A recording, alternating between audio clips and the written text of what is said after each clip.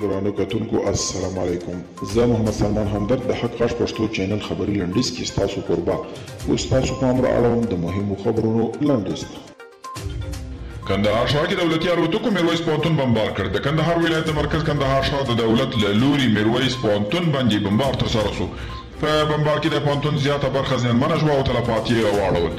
طالبانو د کندهار مابس د روژې محاصرې وروسته ونیو او خپل بندیان یې ټول خوشي کړل.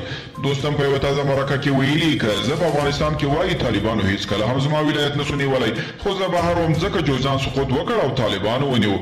د سفیر لور سره سلسله علي خیل په وړومبی ځل د خپل تښتونې احوال بیان کړ. د افغان سفیر لور وایي په دغه ټکسي کې هغه دومره ووهل شول او وډارېده چې هغه بالاخره بېهوشه شوه او وایي کله چې په هوش کې راغله نو فزیکي او ذهني سکنجه سوې وه. او د روسیې دفاع وزیر وایي طالبان اوس د ازبکستان او تاجکستان سره د افغانستان په پوله پوره بشپړ کنټرول لري. د دفاع وزیر دا هم وویل چې طالبانو پوره ډاډ راکړی او ژمنه یې کړې ده چې له پولې تېرېدو هڅه به هیڅکله هم ونه کړي.